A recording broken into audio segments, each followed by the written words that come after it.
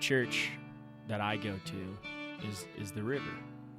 I go there to wash everything away. I wish you were there drinking rum, crying your little eyes out. This fly that my Uncle Jimmy and my grandpa perfected, they found the materials to tie it in the back of a taxi down in Andros. They just tell you to bring gotchas. Don't bring anything else. When I was out there on the water with people, I can feel the energy of other people, and I care about it. I think that's one of the most crucial parts of fly fishing that often gets overlooked. You know, we're jet lagged, lack of sleep, we're half drunk. Holding on to your nuts with one hand, you're holding on to the boat with the other hand. Shitting in tall cotton, dude. Man, this is what's going on in the world right now. You know, you're on a boat fishing down a beautiful river. Be deliberate with everything that you do with fly fishing. Yeah. Well, what do you do on your days off? I'm on this boat. I'm rowing people down the river trying to figure out what's fishing. But I love it. I wouldn't change it for anything. I wouldn't trade it, man. It's awesome.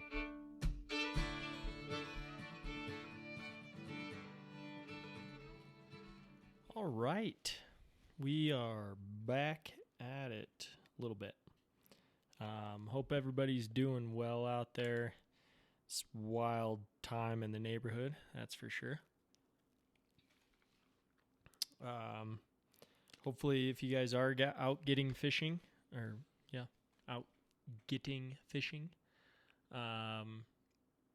you're social distancing. I know, it sounds dumb, but hopefully some people are getting out. I'm getting out a little bit, which brings me to this podcast, which is based off of a saying that my dad used to tell me all the time when I was a kid. And I understood it. I got what it meant, but there's a lot deeper meaning to it when you really look at it. So the saying is, see fish, catch fish. And I know, it sounds dumb. That's exactly what sight fishing is, right? Yes. But when I was a kid, it was a positive saying. It gives a lot of hope. And I remember my dad telling me that all the time. If you see fish, you can catch fish. And so it kind of made me simmer down a little bit and relax and start looking for fish before I started fishing. And I was able to find fish and then be able to fish to them. Instead of just jumping right in and getting my boots wet, going right for it, I could sit down and hang out for a minute and watch and look for fish. So at a young age, I was taught to look for fish before I started fishing. And the funny thing about this saying is, I mean, my dad used to say it all the time when I was a kid. Like I said, I mean, he'd say it all the time. And so it was pounded into my head, see fish, catch fish. And I asked him actually today where that came from, and he said it came from Charlie Myers. I'm sure some of you know who Charlie Myers is, some of you don't, but Charlie Myers was an outdoor writer for the Denver Post. Wrote a lot of fishing columns, and there's a Charlie Myers State Wildlife Area named after him. He was a hell of a guy. I was lucky enough to be able to fish with him a little bit growing up. But apparently that saying came from Charlie Myers. Growing up, I thought it came from my dad. So I had to ask him today, where'd that saying come from? Came from Charlie Myers, but for me, I got it from my dad. And again, it was one of those things at an early age, which was great to teach a kid looking back on it now. See fish, catch fish. Take a moment, look at the stream, look at the river, look at the creek, try to see some fish, try to see what's going on before you can catch fish. And, you know, it means exactly what it says. If you see them, you can catch them, right? That's what it's supposed to be about. It's helped me a lot when I was a kid. and I would focus so much on trying to find fish before I'd cast to them, or at least see something happen, see a fish rise, see something before I started doing anything. And so growing up, this helped me develop this pattern of understanding the river and looking at the river differently before I stepped in, before I started fishing. And this came to me, I think it came a long time ago. My dad and I were actually on the phone, and we were drinking some beers, hanging out, talking, and I think this came to us and we forgot about it, but I've been wanting to do a podcast about see fish, catch fish. And again, I'm sure people are thinking, well, that's sight fishing. Yes, it is. It's sight fishing. But there's a lot more to it, and it can break down a lot of different ways. This can apply to nymphing, hopper dropper, dry fly, streamer fishing. Saltwater, obviously, is sight fishing. You're looking for fish. We're not going to talk about saltwater right now. We're going to talk about how this applies to the trout stream, or the creek, or the river, whatever. I'm not going to talk about tailwater. You know me on this podcast. I don't talk too much about the tailwater aspect of it, but I'm going to talk about how this came to me today and what happened today. I went out and fished. I'm not going to tell you where, because people in Gunnison County will be listening. I know that's for sure. But I went and fished a body of water today. Hadn't fished it in a while. And I walk up to the body of water. Almost messed up there. I walk out to the body of water, and I had grabbed my dry fly rod from my truck, and it was already rigged up with a dry fly and a small foam emerger on it. And I figured, screw it, I'm just going to fish this. I don't feel like bringing two rods. I'm not going to bring a nymph rod and a dry fly rod.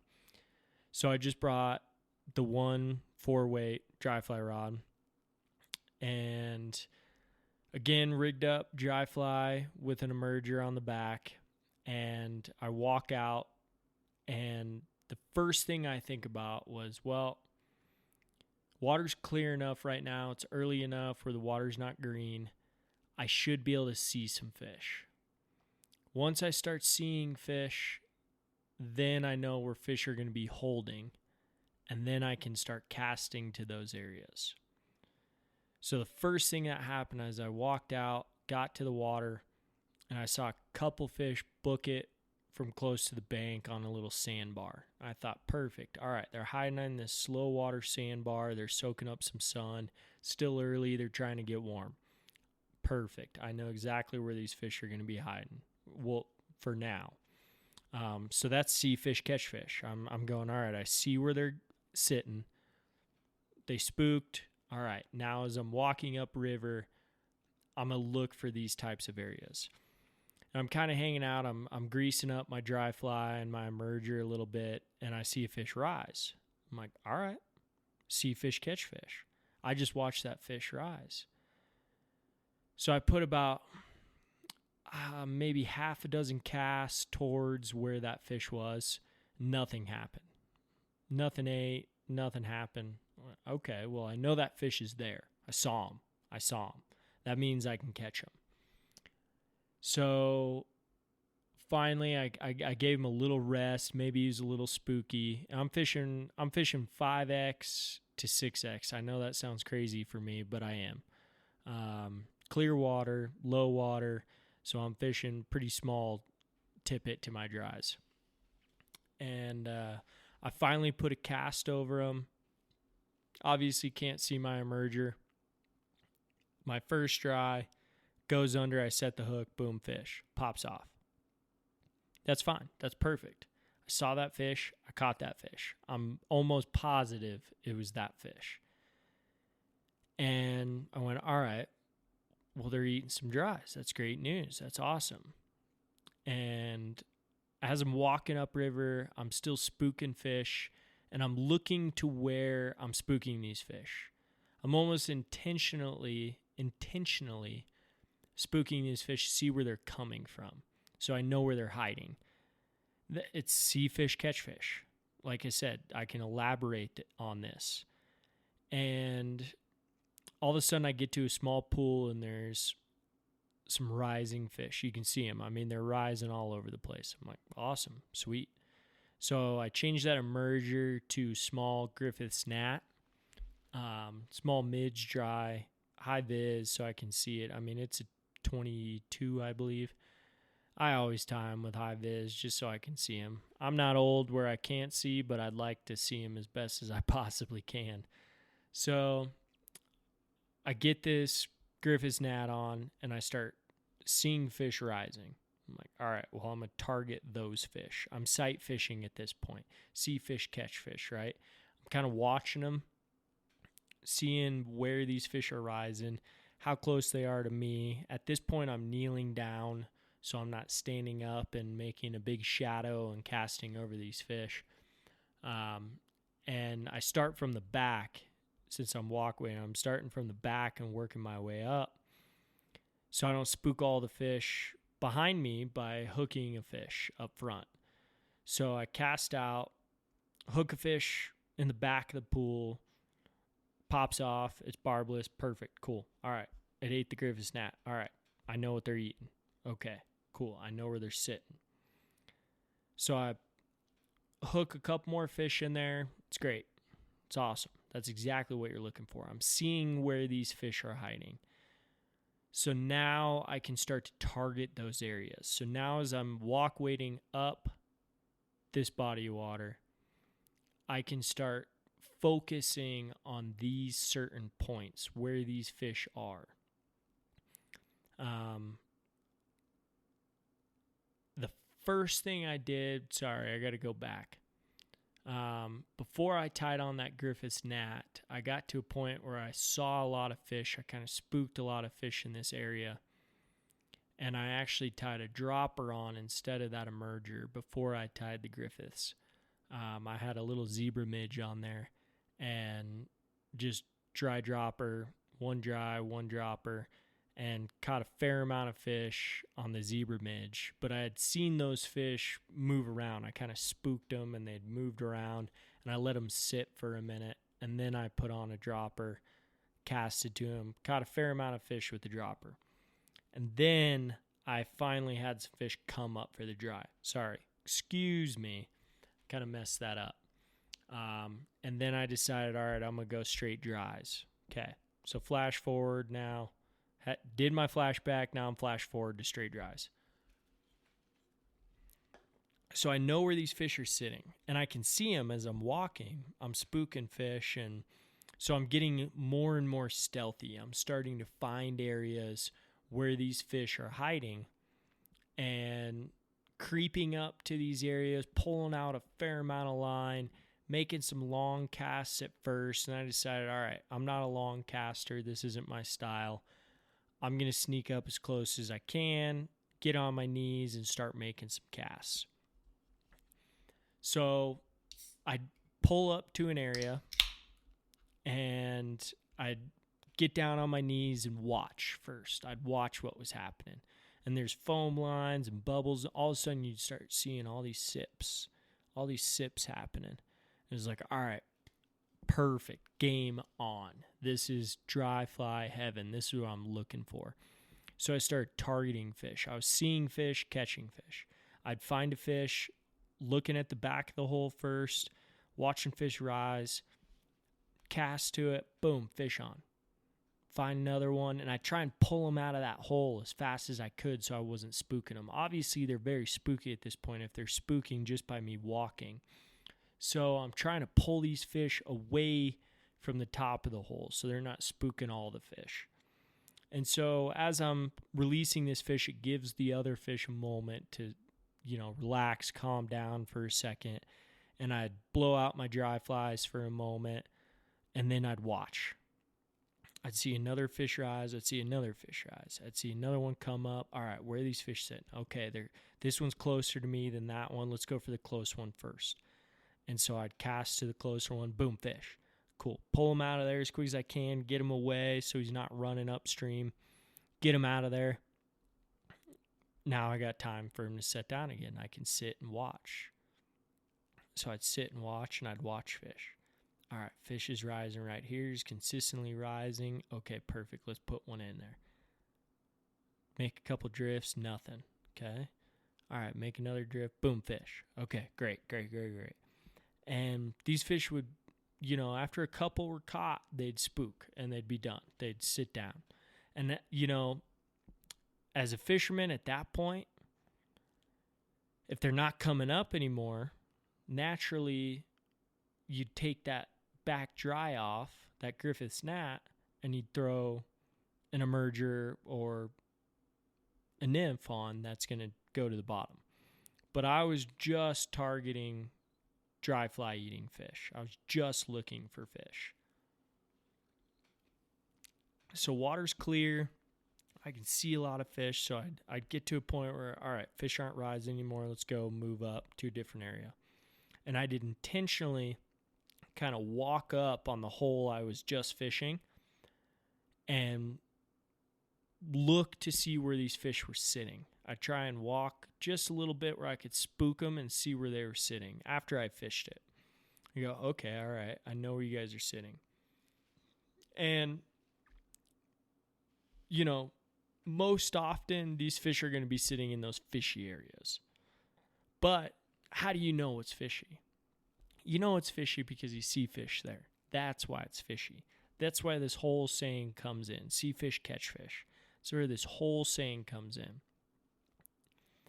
So I keep walking up and I'm looking for specific places. I'm looking for specific places where I know I have seen fish already. I'm looking for slow back eddies, slow pools with a little drop at the top. I'm looking for foam lines. I'm looking for rising fish. So all of a sudden I come up on another hole. Great. All right. This looks good. I'm real stealthy about it. I'm real low. I creep in, get to my knees, and I'm watching the hole. I'm watching for fish. And all of a sudden it's just mayhem. Just fish rising. Great. All right. Start casting in. Boom, boom, boom, boom. I mean, one after another. And I was targeting them. Again, I started from the back of the hole and worked my way up so I'm not spooking those fish up top. I'm fishing this little foam line along the bank. I guess it would be river left if you're floating down, river left.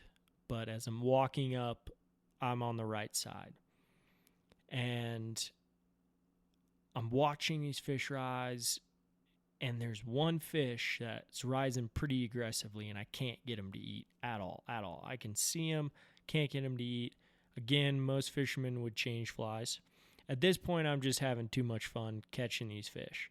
So I keep targeting other fish and casting to them, catching fish. It's great. That's all you can ask for when you're dry fly fishing is that you're consistently seeing fish rise and catching fish. And so I keep seeing these fish rise, and I finally put one in there with the wind and everything, finally got it right. This fish came up, whiffed. I don't know if I whiffed or the fish whiffed. I'm not really sure. I actually got this fish to eat a couple times and never hooked him. Because if you're watching and you're seeing fish, you can know where these fish are sitting in the column and how they're eating. And when you hook a fish, either that's the fish you were targeting or it's not. And so a couple times I landed a couple fish. I was like, that wasn't the fish I was targeting. I'm pretty positive on that. And a lot of these holes that I was walking up on, they might hold, 10 to 15 fish. Couple of these holes they were holding maybe 20 to 30 fish. It was kind of unreal. And you could see them. Like I said, it was low, clear water. Without giving too much away here, but low, clear water. And I was like, all right, I'm done with this hole. They kind of quit coming up. I've just casted over them too many times. I've caught too many fish. And but I hold that in my bank. I put that in my head, like, all right, I know there's a lot of fish sitting in this one spot. And I kind of marked it where it was. And as I'm walking up, I'm walking the bank and I'm looking down to see how many fish I spook. And all of a sudden, all these fish spook out from under the bank. And there was a lot of fish holding in this hole. I mean, maybe 30, 35 fish. One good sized fish, maybe 20 inches. I mean, good fish. And I was sitting there going, oh my God. I mean, that's a good fish. That's a decent fish holding in there. I don't think that was the fish I saw rising. I really don't. But I know that fish is there, so I saw that fish. I know it's there. All right? So that's this whole see fish, catch fish. You know these fish are there if you can see them. As I continued up, I caught a couple more fish. That last hole I was just talking about was probably one of the best. I had the most fun fishing it. I fished a couple more back eddies and, screwed around. I was fishing some left hand, just to give it a little bit more action, give the left hand some more action, and just work on a little bit. But the whole point to this story is the whole time, I mean, from the first moment I walked up to this body of water, it was see fish, catch fish. As long as I see them and I know where they're at, I can catch fish. So as I start walking upriver and I'm fishing the likely spots where they should normally be hiding, or where I've seen them hiding, and I'm not seeing much action. Maybe a rise here and there, but it kind of stopped. And it could have been bugs. Definitely could have been bugs. The bugs might have shut down. These fish just kind of quit getting active and they weren't feeding on top anymore. But as I'm walking up, I'm intentionally trying to blow some of these holes to see if there's fish in there. And as I'm walking up, I'm seeing less and less fish. So naturally, see fish, catch fish, if I'm seeing less and less, I'm going to dial it back and go, all right, I need to go somewhere else. I'm seeing less fish in some of the likely spots. So that means they're not holding here. They're not here right now. So I decide I'm going to walk back towards the truck. And I ended up going back to the hole where I saw the big fish, the 20-inch fish, 18 to 20-inch, I would say. He was sitting in there. And I gave it a wide berth, and I actually came around from the other side of it. So if you're looking down river, it'd be river right. I'm fishing it on the left side if I'm looking up. Technically, it's river right, but looking up, I'm on the left side, and I decided instead of the dry fly, I'm going to actually throw on a dropper and see what happens here. So I kept my first dry fly, and I didn't change the length. I'm fishing 6X fluoro, and it's maybe sitting about 20 inches or so, maybe less than that from my first dry, the tippet material. So I tie on a little zebra midge. It's got a larger bead on it, so I know it's going to drop down just a tad. And it was a little tough to cast just because of the wind. I got a 4-weight and I got a dry fly leader on, but occasionally I could get it where I wanted to be. And so I cast maybe a dozen times. I'm not picking up anything. I'm like, all right, well, I know there's fish here. I've seen fish in this hole. I've caught fish in this hole.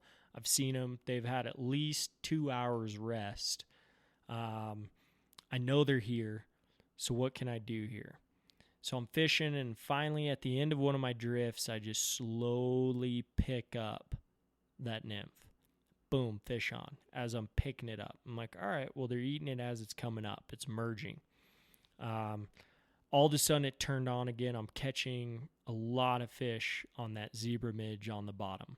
Again, maybe, I think it was probably like 16 to 18 inches, not 20 inches down. 16 to 18 inches of tippet material. So I'm picking up a fair amount of fish. All of a sudden, my zebra midge gets trashed. the bead's all the way back to the bend of the hook. I mean, it's torn up. That means it's fishing pretty good. So I decide I'm gonna change my tippet up. I go, man, I want to see that big fish. You know, I'm catching a lot of smaller fish right now, but I want to see that big one. I want to start seeing some more quality. I'm to the point where I've had a good day. Now I'm experimenting a little more. And again, I know there's fish in here. I know there's a lot of fish sitting in this hole. So I cut off my tippet off my dry fly, and I tie on a new section of about 24 inches, probably about 24 inches of tippet, 6X fluoro. And I tie on a little bit bigger midge with a bigger bead. So this means it's going to drop quicker. It's going to get down to the bottom quicker. Got a little more length on it, or a little more depth. It's going to get down. All of a sudden, I mean, first cast, it boom, boom, and I'm all of a sudden catching more quality fish, 15 to 16 inch fish. I'm going, hell yeah, this is sweet. I mean, this is what we're looking for. And, I'm not going to brag too much, but it was a pretty good hole. I caught a lot of fish out of that hole. I spent a good hour and a half fishing that hole, maybe even longer, fishing it with dries and then fishing it with the dry dropper. But all it was just dropping down that tippet a little more and adding a little more weight with that weighted fly.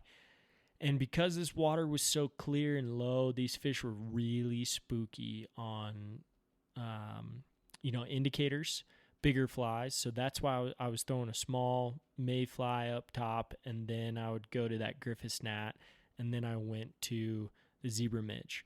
Early in the morning when I was first fishing that zebra midge, they were really spooky on that. When they would hit the water, they'd spook a little bit. And so I ended up in the early morning, I toned down the zebra midge, went smaller, and then I started catching some fish, just watching that dry fly and kind of watching it track. Occasionally, it would make a weird move to the side, and I'd set the hook, and there it was. It was mainly an indicator at that point until I started seeing these fish rise. See a fish rise. But again, the whole point of the story is fish rise. I could see fish, okay, and therefore I saw that fish. That means pounded into my head when I was a kid. See fish, catch. You've already seen it, and it still is first pounded. If I got a nymph rig on, I walk up to a body of water, I see a fish. I need to see some fish first. I'm gonna cast. Then I know I can catch. Most likely, that fish is gonna eat a nymph as well. It's positive. It's not only gonna eat a dry. It gives some hope. It will eat a nymph. Kids that you're taking fish. So my first move I'm going to make, if I see a fish rise and I got a nymph rig on, I'm going to go, all right, is this cat, can I make this cast? Can I get it there? All right, where's this fish holding? First thing I'm going to do is I'm going to try to put a cast above that fish. Most often than not, if you give it enough time, let's say you see that fish, you give it a minute, put a cast in, that fish is going to eat that nymph. It's a lot of effort for a fish to come up for that dry fly when there's nymphs floating by as well. They're not only just eating dries. Sometimes they are, but a lot of the times they're coming up, eating dries, eating nymphs. I mean, they're moving around that column quite a bit. There's definitely some fish that are just keying in on those dries. But say you got the nymph rig on. This is worst case scenario. You see a fish come up and rise, you got a nymph rig on. Put a cast in there. Almost guaranteed you're going to hook that fish or hook a fish around it. There's more fish hanging out around it. These fish aren't solo. So whenever I'm guiding, walk waiting, and I see that, and my client's got a nymph rig on, I go, oh, there's a fish that just rose. Let's put a cast out over here. Boom, fish. And I tell him, see fish, catch fish. That's exactly how it works. That is how it works. And so now you know where these fish are holding.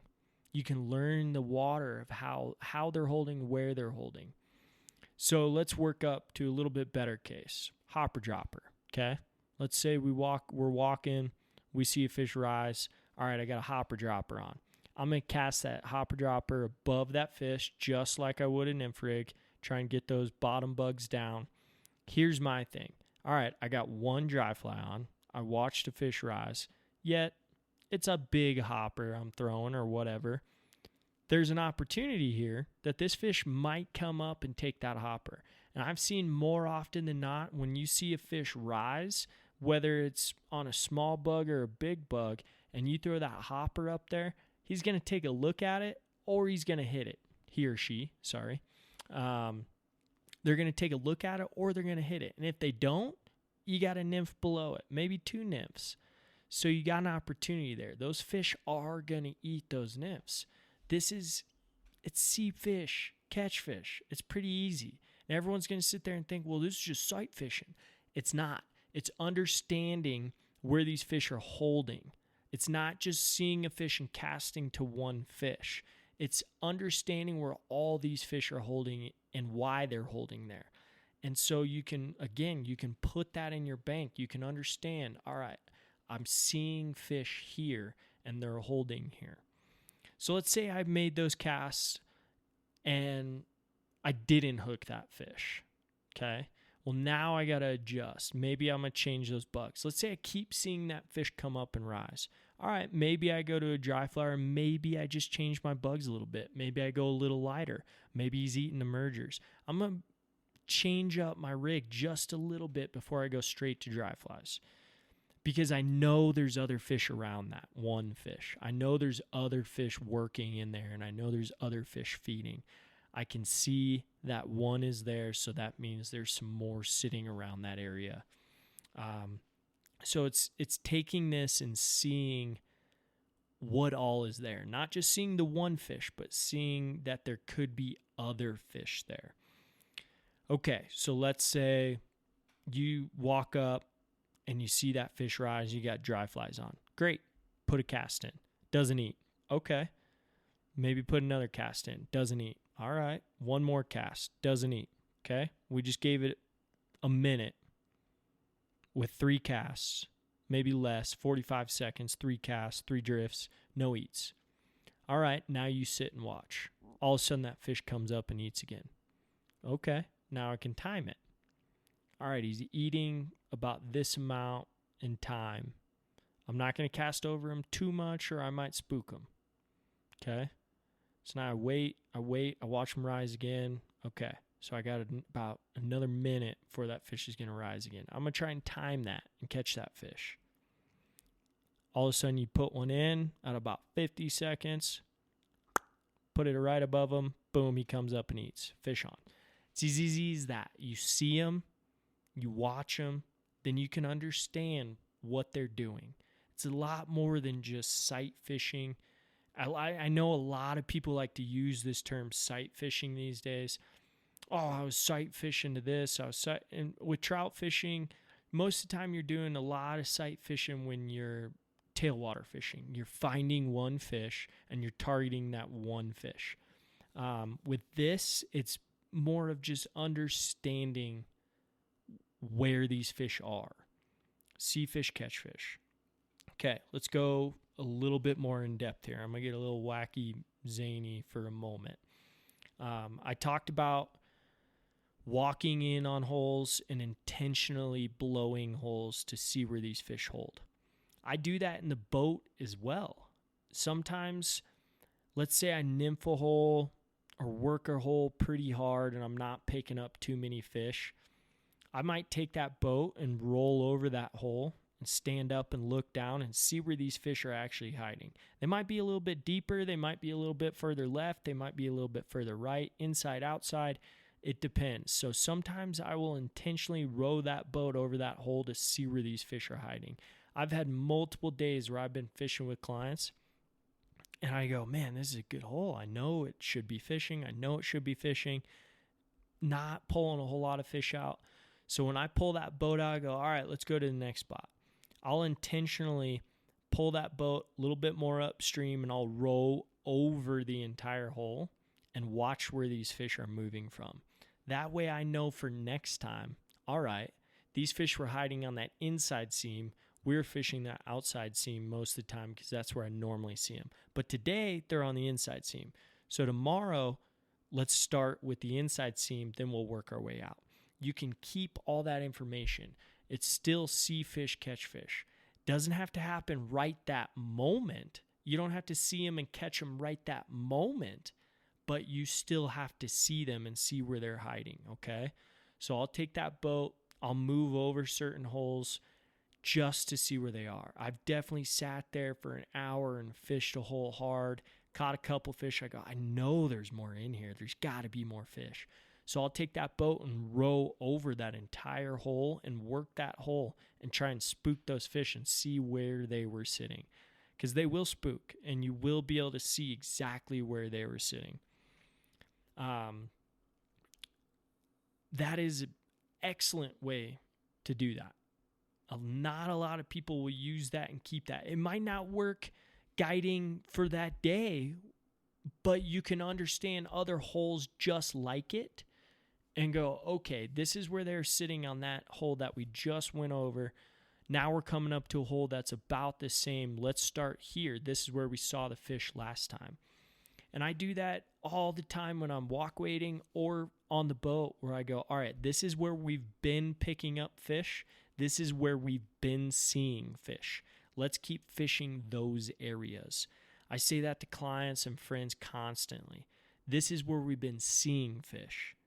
This is where we've been catching fish. So let's keep fishing this. And in my head, the whole time I'm thinking, all right, see fish, catch fish, see fish, catch fish. And I just keep thinking that because I know that those fish are going to be holding in those same areas that the hole I just passed. They're going to be in that same area day-to-day basis. Maybe they're a little inside, maybe they're a little outside. But you can work that hole diligently and understand where those fish are going to be. This whole see fish, catch fish thing, it's not just sight fishing. It's about understanding and keeping it, either writing it down or just keeping it in your head. All right, these are where these fish were yesterday, or this time last year, this is where these fish were hiding. I'm going to fish that again.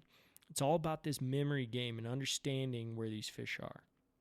Okay, so let's get a little bit more. We're going to keep getting a little bit more elaborate. Let's go the streamer route first. Why not? Screw it. I have this written down. So let's go there first. All right, so the streamer route. I don't fish a whole lot of streamers. I've watched people fish streamers. I've watched buddies fish streamers from the boat. I fish them from the boat occasionally. Depends on the day. But I don't like to fish them very often. But a streamer is a fish finder. It is a fish finder. And you can see fish that you normally wouldn't see. You don't necessarily catch them, but you can see fish you normally wouldn't see.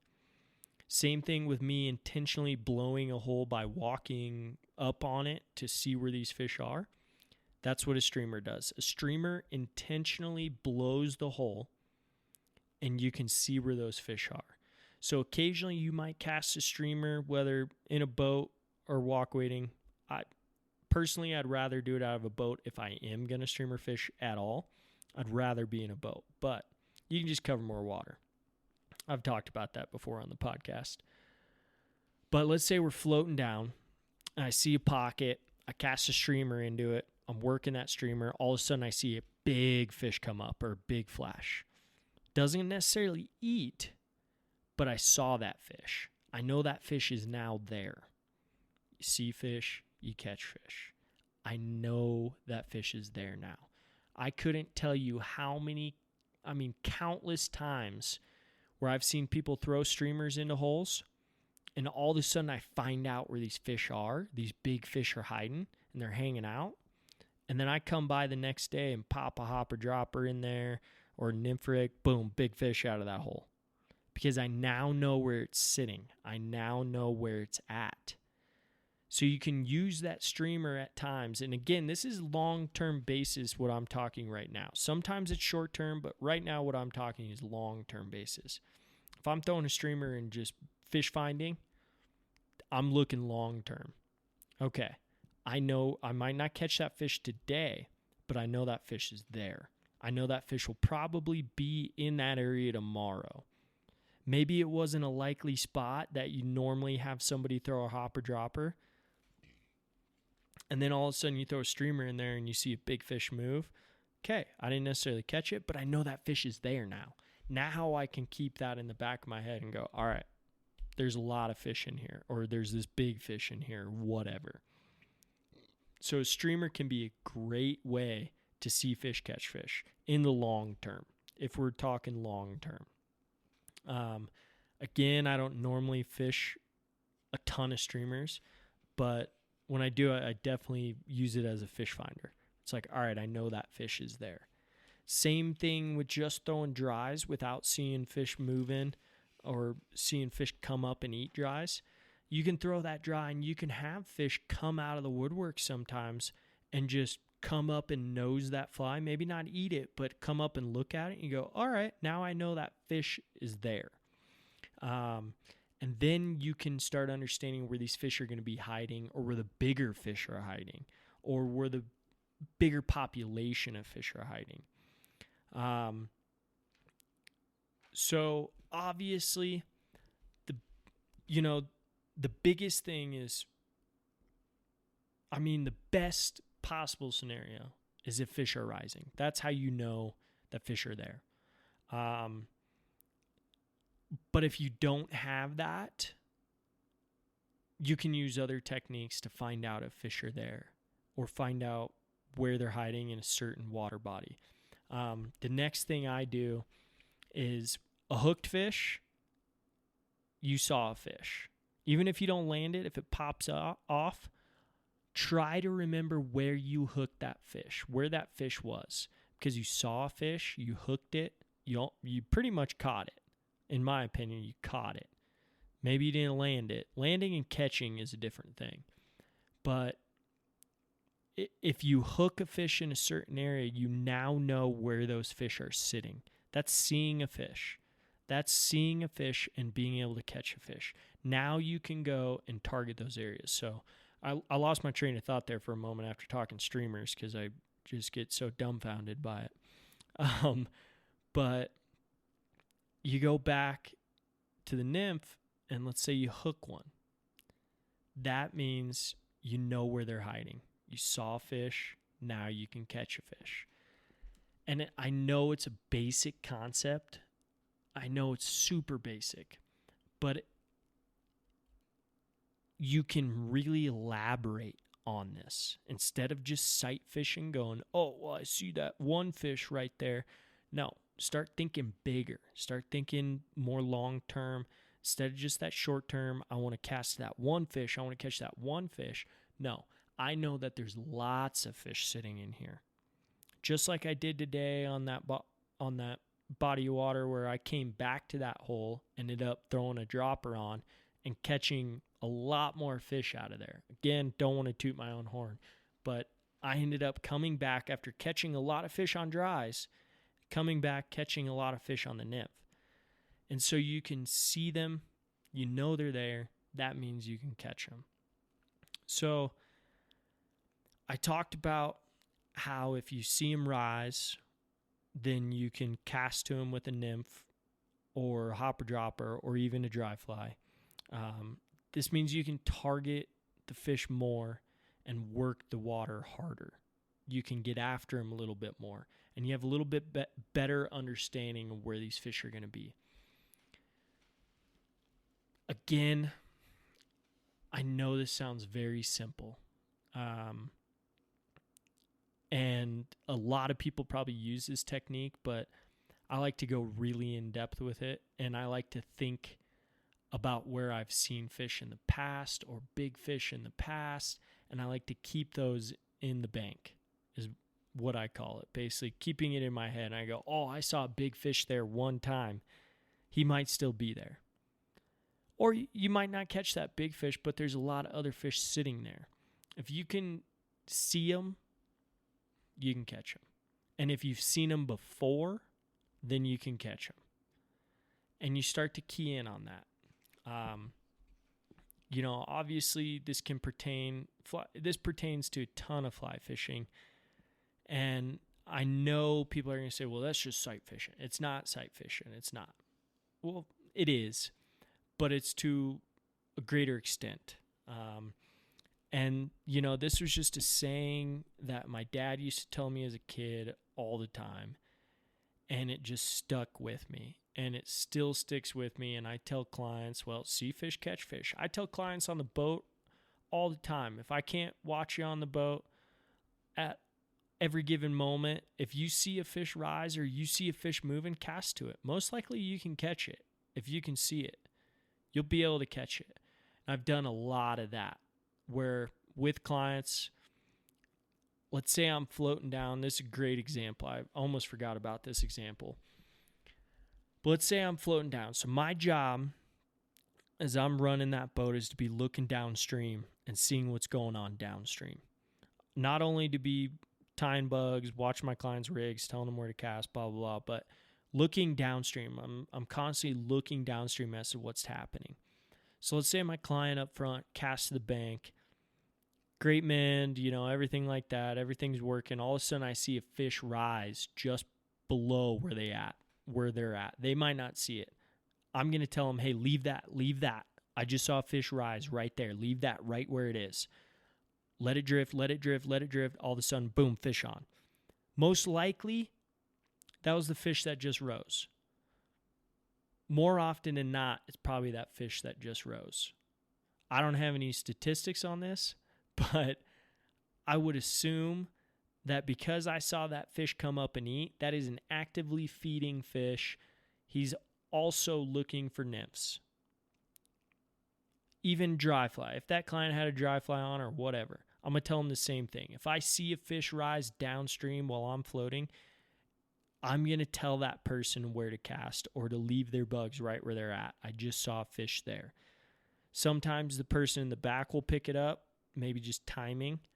I'll say, hey, we just watched a fish rise right there. Put one in, boom, you got it right there. Leave it, boom, fish. Sometimes it's just timing. But when I'm fishing with buddies, let's say we're fishing, when I fish with my buddies, we fish pretty hard. When I fish with Dane or Ryan or any of these guys, I fish pretty hard. We all do. But my job, if I'm rowing that boat, is to be looking downstream and telling the person up front what just happened. All right, I just saw a fish rise coming up right here by this log. All right, let's get ready. Okay, yeah. Put one in. He was 6 inches close. Okay, put one there. Boom, fish. Because if you can see them, if you're constantly looking for that and watching for that, you're going to be a better angler that way, is if you can see fish moving. This helps a lot with all types of fishing. When I was in Texas and I was fly fishing for carp, a lot of that is sight fishing, but a lot of it is just seeing fish actively feeding and moving. And so I'd constantly be scanning the area, looking for fish working or looking for mud, or if I saw mud moving around, I knew there was a fish there. That means I can see fish. That means I got a chance to catch a fish. So this can be applied to a lot of different ways, and it makes you really a lot more patient. And so that's why I say this is great concept for kids. If you're getting kids into fly fishing, is to teach them to look at the water and look for fish either rising or moving. Or if they see one, I go, where'd you see that at? Because I get a lot of kids in the boat and they go, oh, I just saw a fish. I go, well, where'd you see it? Sometimes they're lying. They don't know. Sometimes they know. So I said, well, where was it? Well, it was right here. We just came over this hole and it was right here. Okay, cool. Now I know. So for the next time, I'm going to roll up on that hole differently, and I'm going to be able to get that person to catch that fish that was right there. This might be... Again, you guys might be thinking this is just simple bullshit. What is this guy talking about? You can elaborate so much on this and really key in to certain fisheries if you can understand it. And if you can have a memory where you can understand, hey, I caught a fish here one time, that means there's probably a fish there this time. Especially for guiding, that helps so much. I can't tell you how much it helps. If you can remember where these fish were, or one fish was, just one fish or one big fish. Oh, I saw a really good fish in there last week. All right, let's put one in there. Fish on. All right, cool. Maybe it wasn't the big fish, maybe it was. But if you can see fish, you can catch fish. Long term and short term. think about it a little bit harder when you start going to the river and understanding where these fish are hiding. You see a lot of that where people know fishy areas for sure. A lot of people know fishy areas, and that's great. That's awesome. That's the first step too, you know. But how do they know those fishy areas? Because they've seen fish there, right? Duh. But if you can see fish there on that day, then you can learn how to work certain areas. And you're going to have better chance of great days. Like I had today. It was an awesome day. All alone, social distancing. I know it's cliche now, but I was definitely social distancing where I was fishing today. I don't want to give too much away, so I'm going to stop while I'm ahead. But yeah, hopefully this helps a little bit. Just think to yourself, see fish, catch fish. Teach your kids, see fish, catch fish. Teach your clients. I mean, you have no idea how much this will help improve your game. Think about it a little bit. See fish, catch fish. Thanks, everybody, for listening to the Guided Trip Fly Fishing Podcast. I know it's been a struggle for everyone these days. It's been a struggle for me just to do podcasts. It's a little boring doing it on my own. Luckily, I got some inspiration today and was able to crank this one out. So I appreciate everyone for still listening. Stay safe. Do what you can. This is tough times, but we're going to get through it. We're going to be fishing here soon. Check us out on Instagram at The Guided Trip. If you got any questions, comments, concerns, if you want to yell at me, email me, theguidedtrip@gmail.com. It's pretty simple. Send me what you got. Thank you, everybody, for all the support and being here listening to the podcast. It's been fun. Hopefully I can crank out more. And we need ideas. I need ideas, people. Without my buddies around, talking with me, a lot of things, they can't come up organically. So sometimes I need some help. Email me, message me, let me know. Thank you, guys.